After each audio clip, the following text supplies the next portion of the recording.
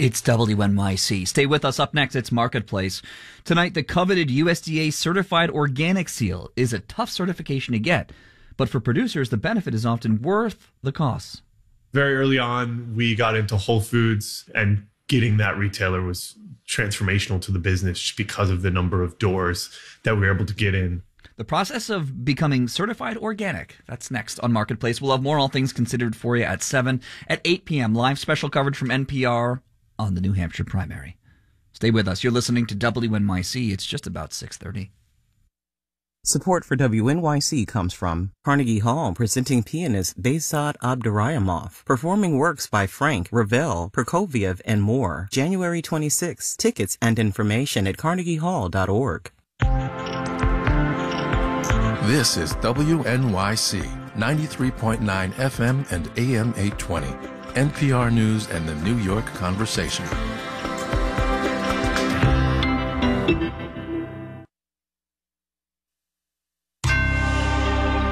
Marketplace is supported by C3 Generative AI, verified traceable answers, secure, hallucination-free, LLM-agnostic, IP liability-free. Learn more at c3.ai. On the program today, no, I am not ready to rumble. Thank you very much.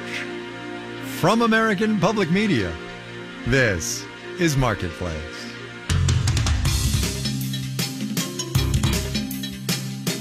Marketplace is supported by JLL. For 240 years, JLL has been committed to offering trusted and innovative solutions in leasing, management, investment strategies, and technology. JLL.com. See a brighter way.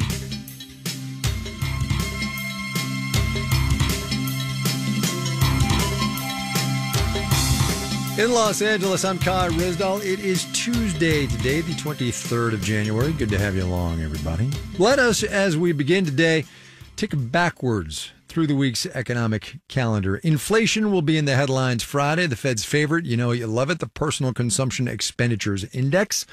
A first look at gross domestic product for the end of last year comes to us Thursday. Purchasing Managers Index tomorrow. That's a supply chain thing. Today has been a corporate earnings kind of day led by Netflix, which reported fourth quarter earnings of just shy of $1 billion after the bell this afternoon, and its best new subscriber pickup since the early days of the pandemic. The company, you might say, continues to body slam its competition, announcing today, as it did, a new 10-year deal with WWE, World Wrestling Entertainment, worth $5 billion. It puts Netflix in the ring, for the next battle in the streaming wars, live sports. Marketplace's Megan McCarty-Carino gets us going. It's not always easy being a sports fan in the Big Easy, but Jonathan Barnes has stuck with his New Orleans teams through ups and downs and all the different streaming services. I do have Hulu. I have the package for that, which includes ESPN Plus. I have Apple TV. I have Amazon. I also have Peacock. In fact, Peacock was the only place he could find the NFL playoff game between the Miami Dolphins and the Kansas City Chiefs, aka Taylor Swift's boyfriend's team, earlier this month. Barnes doesn't, at the moment, have Netflix, but as a diehard WWE fan, he says he'll probably be adding that subscription too next year. And it kind of scares me to think that are we going to soon be in a future where you have to have these streaming platforms if you want to watch your favorite teams. And I think that would not be fair at all to the consumer. But as long as consumers are willing to play ball... The gloves have come off. Sorry, we're mixing a lot of sports metaphors here. Eric Sorensen is senior analyst with Parks Associates. Sports content drives eyeballs. Advertisers know it. Streaming services know it. And they'll pay big bucks to get in on it. Amazon Prime now has Thursday Night Football. Apple has Pro Soccer. From a streaming perspective, we find that those can drive big pops. Brendan Brady at market data firm Antenna says the audience for streaming live sports is growing rapidly, and sports fans who sign up for an event at the beginning of the season often come back for more. That user, if they're a super fan, is likely going to need that service, and so they'll stay subscribed. That Dolphins-Chiefs NFL game on Peacock attracted about 23 million viewers, the biggest live streaming event ever. But it had a smaller audience than other NFL playoff games, points out Ross Benish, senior analyst at eMarketer. It may have been the most streamed sporting event in U.S. history, but it was also the least watched NFL game that weekend. even with that boost from all the Swifties. I'm Megan McCarty-Carino for Marketplace. Wall Street today. I'm trying to think of a good wrestling, streaming, Taylor Swift turn of phrase here. It's not coming to me. We will still, though, have the details when we do the numbers.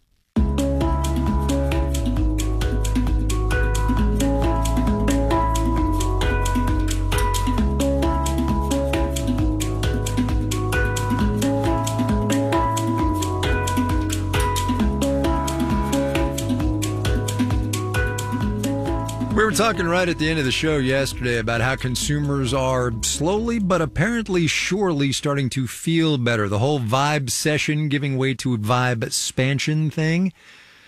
Well, while the vibes as we shop are getting better, the vibes in the office Zoom are still kind of off. According to some new data out from Gallup, only 1 in 3 American workers say they are engaged with their job. Less than half say they know what's expected of them at work. And apparently, the most bummed out are middle managers who report more burnout and work-life balance issues than anybody else.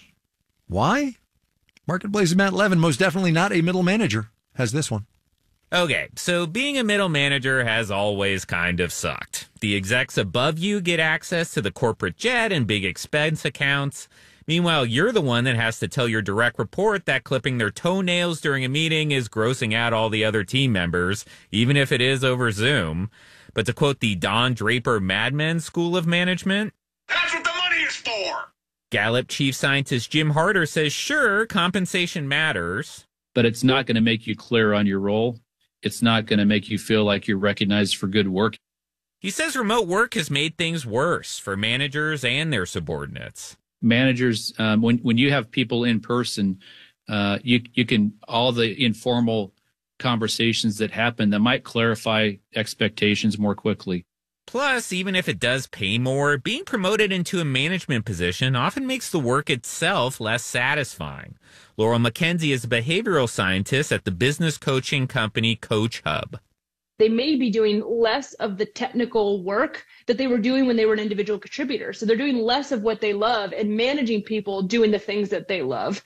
McKenzie says part of the growing dissatisfaction in middle management could also be generational. Millennials are getting well into their 30s, and now they're becoming bosses themselves. I'm in my mid-30s. Like, what does that mean? Like, what am I doing? What am I doing with my whole life? And you start asking yourself all these big questions. Questions like, do I really have to respond to that Slack message at 8 p.m. about the nail clipping drama? Adam Waits at Northwestern's Kellogg School of Management says to make middle managers more engaged in a hybrid work world, we should allow them to unplug. How do we let people go home from work at a reasonable time, disconnect at a reasonable time, not burden them with emails on the weekends, on vacations, after hours? Which is easier said than done. I'm Matt Levin for Marketplace.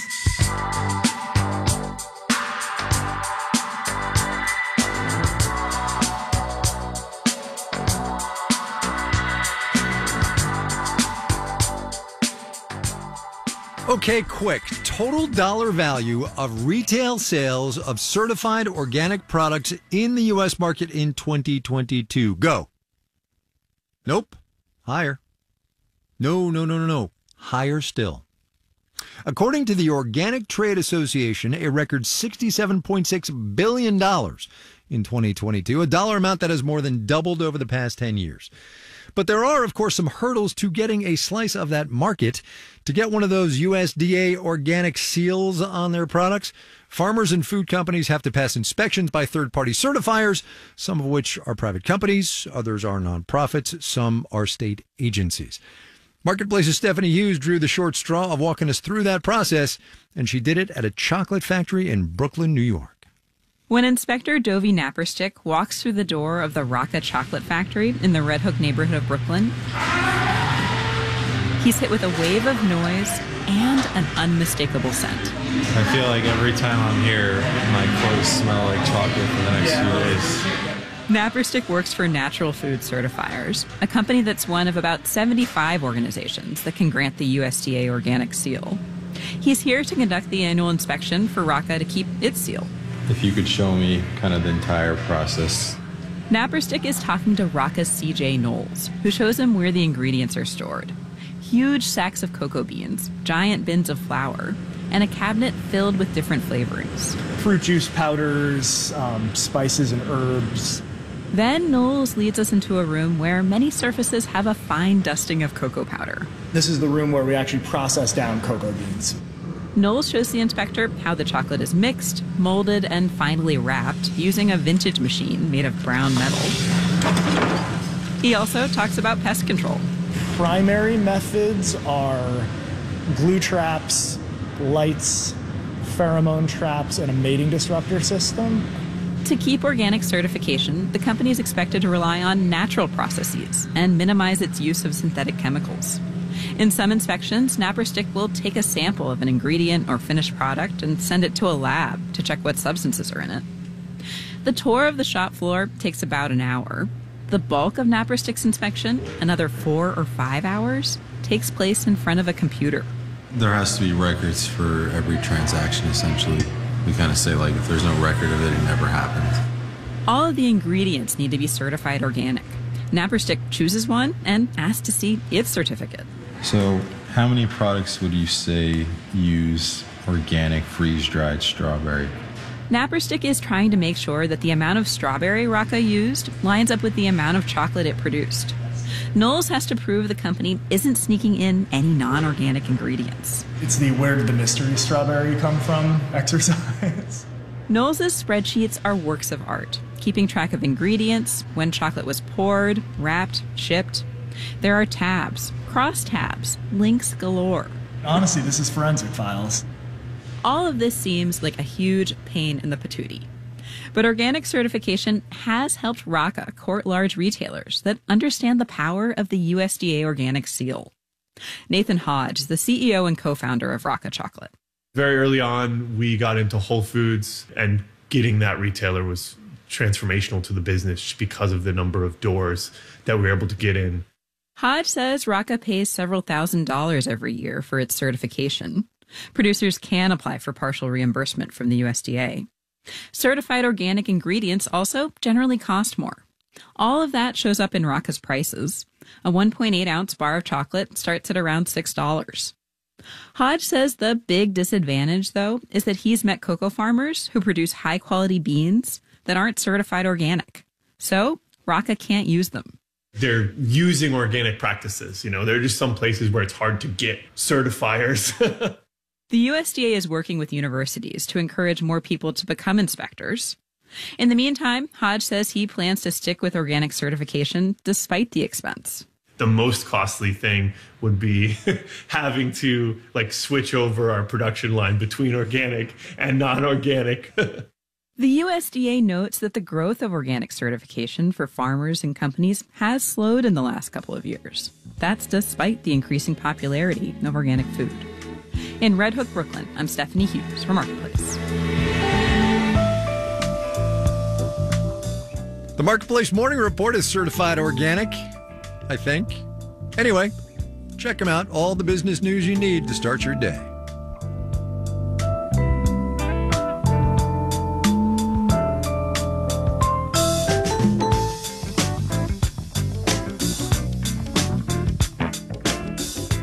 If you want some of that chocolate Stephanie was just telling us about, there will be a trip to the grocery store involved, of course. And once you get there, you will see something, many things actually, immediately identifiable, but so normal they have become almost invisible.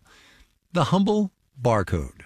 Grocery stores, library books, concert tickets, and that package that just came in the mail, all of them barcoded. And while they are everywhere now, they haven't always been around, and they haven't always looked the way they do. My name is Jordan Frith, and I'm the Pierce Professor of Professional Communication at Clemson University. And I'm the recent author of the book called Barcode. The first barcode that really mattered came from the grocery industry. And the grocery industry had long been searching out ways to automate parts of the checkout process. So in the early 70s, they put together a committee to explore whether the barcode was a possible way to change the processes in grocery store and reduce retail costs and improve inventory. And the first thing they'd do was decide if barcodes were viable. They decided yes. Then they had to decide on a barcode symbol. They asked for applicants and they narrowed it down to 7 finalists for symbols. 6 of them you wouldn't recognize as barcodes at all. One of them was the bullseye. There was another that looked like a sun. There was another that looked like a fan. And by the end, it was clear of those 7 finalists that there were 2 frontrunners, the RCA bullseye or the IBM symbol. RCA was pushing really hard for their barcode to be adopted as this industry standard. There was a lot of worry from the symbol selection committee that if they didn't pick RCA, it was going to slow barcode adoption, because RCA actually threatened to pull out of the barcode industry completely if their symbol wasn't selected. However, in their very last meeting, they picked a symbol which is called the IBM symbol. Despite being basically the latest of the 7 finalists, like the last one invented, it won because it was technically superior. And that symbol is the symbol we still use today. Those vertical black lines and white spaces that has become this icon of capitalism, this dystopian image in science fiction, tattoos people get. I got a barcode tattoo when my book came out of the book's ISBN. Normally I finish a book and I'm like, oh, I never want to talk about this again. But barcodes I loved. And as a sign that I maybe got way too into my research, I did actually teach myself to read barcodes manually, what each of those pairs of lines means and what number they represent, but not off the top of my head because I'm not a total weirdo. The symbol selection committee, they had absolutely no idea how important it would be. Their estimates were that if it was really successful, eventually it would be used in 10,000 stores. No one in any of those meetings was talking about picking a symbol or developing a data standard in 1973 and still scan billions of times a day. Part of the reason they've succeeded this long is that they work fine. They just do their job and they work. They're kind of like a pencil. You don't need a better pencil.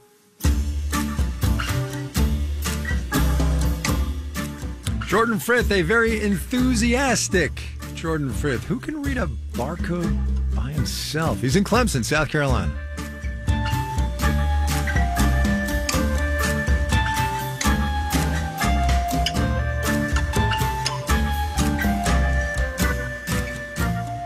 Coming up. When you win money, that feels naturally good. That's just baked into our DNA. And therein the risk. But first, let's do the numbers.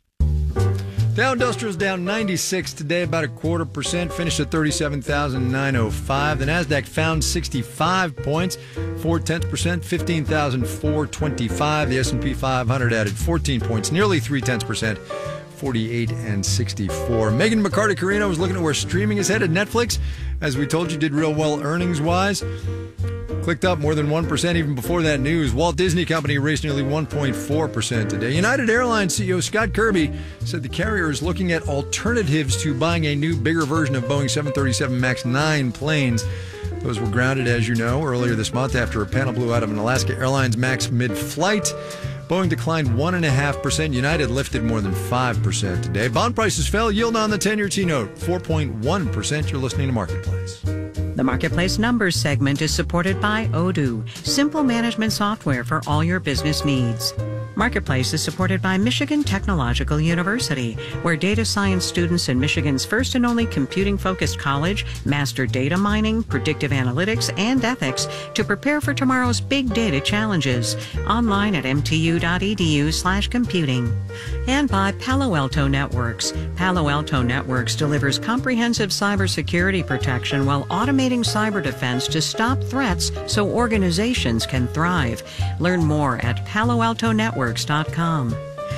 And by the Peter G. Peterson Foundation, a nonpartisan organization dedicated to raising awareness and accelerating action on America's fiscal challenges to build a brighter economic future for the next generation.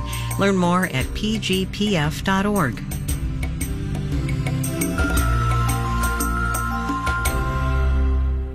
WNYC is supported by City National Bank, which believes that business should be personal. City National's relationship managers are committed to knowing their clients' banking needs so they can help achieve their goals. More at cnb.com. A new album is always a reason to celebrate, especially when it's from the synth pop band Future Islands. I'm Allison Stewart, host of all of it.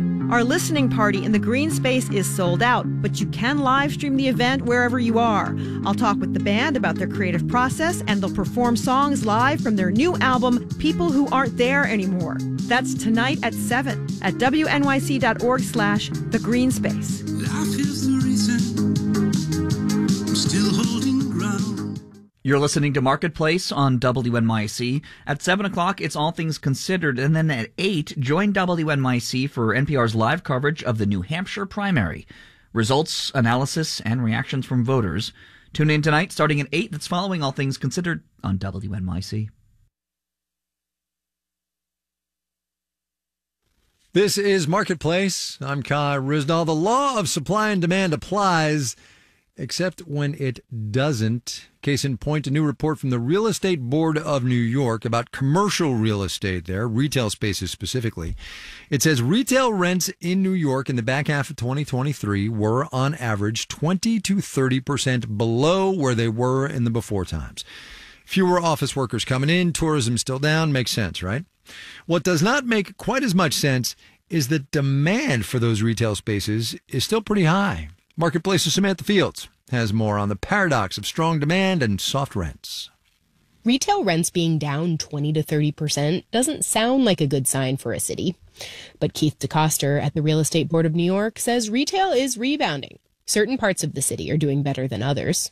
Some of the retail quarters, like Fifth Avenue and Times Square, have a little bit more vacancy than they did. Same with other parts of the city that have a lot of office buildings. But in neighborhoods that have a good mix of residential, office, tourism, and retail, we're really busy.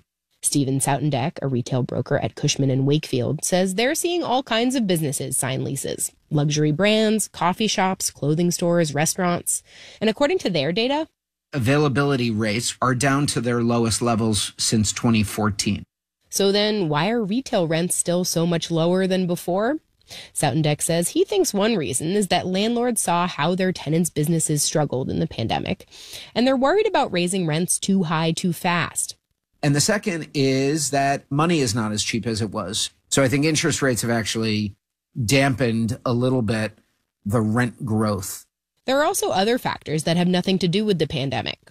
Chris Mayer at Columbia Business School says even before, people were shopping a lot more online and less in stores. Frankly, the peak of the retail market in New York was 3 or 4 years before COVID. So we were already seeing decreases in rents and leasing activity prior to COVID. And he says it's possible the retail market might be about where it is today, even if the pandemic had never happened. I'm Samantha Fields for Marketplace.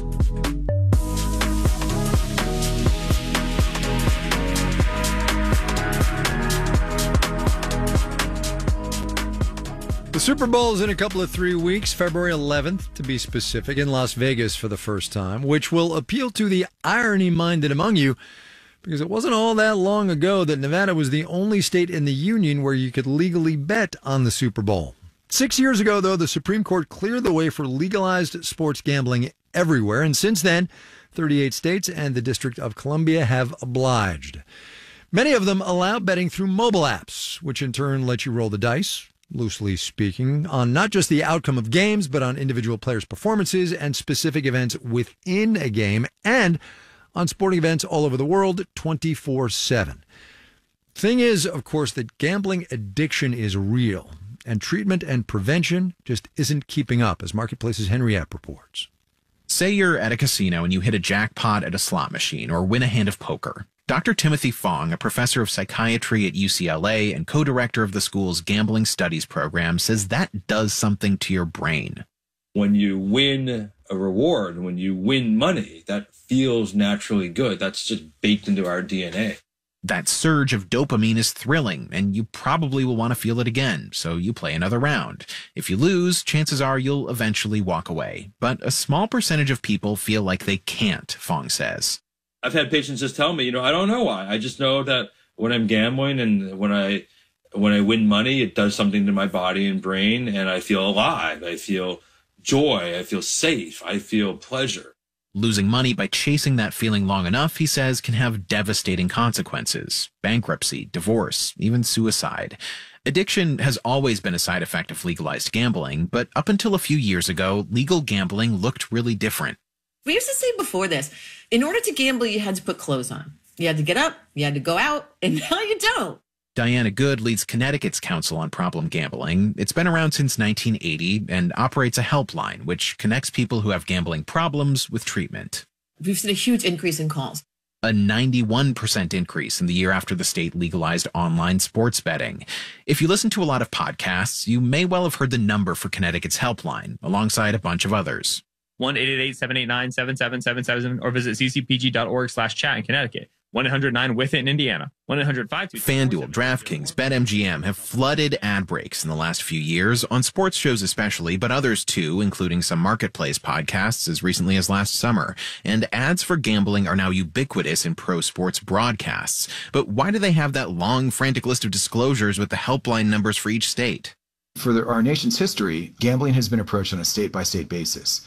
And so too have responsible gambling and problem gambling services.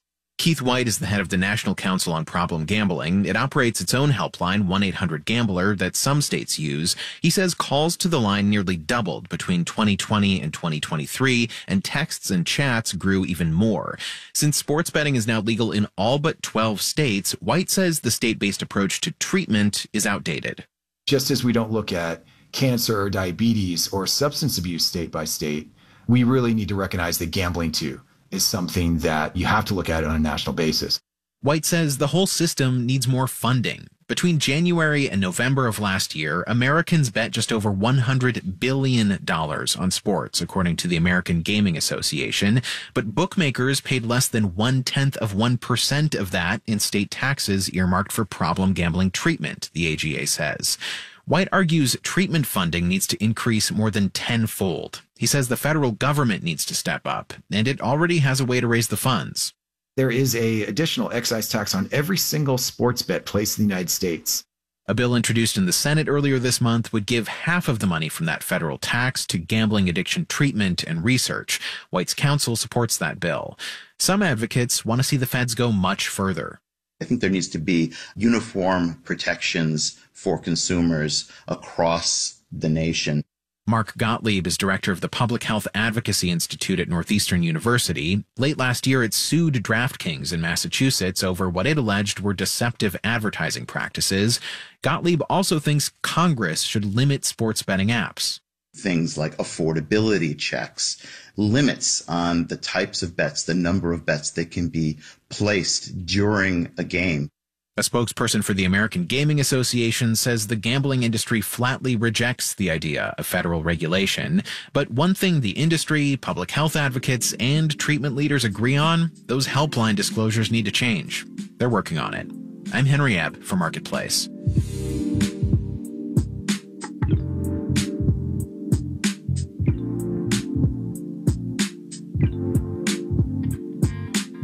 Marketplace is supported by Betterment, the automated investing platform that helps make it easy to be invested for the long term. Learn more at Betterment.com. Investing involves risk. This final note on the way out today, 2 items related. One for those of you who really want to get your taxes done. Tax season this year. That is the date the IRS will actually start processing returns, January the 29th. Item 2. For those who thought they were getting the free version of TurboTax but wound up not, this item, the Federal Trade Commission has ruled that TurboTax engaged in deceptive advertising, and it banned the company from advertising its services for free unless it is free for all customers, those who work in the gig economy, for instance, and get 1099s and not W-2s. The company, of course, says it is going to appeal. Our digital and on-demand team includes Carrie Barber, Dylan Miettinen, Janet Wynn, Olga Oxman, Ellen Rolfes, Virginia K. Smith, and Tony Wagner. Francesca Levy is the executive director of digital and on-demand. And I'm Kai Risdall. We will see you tomorrow, everybody.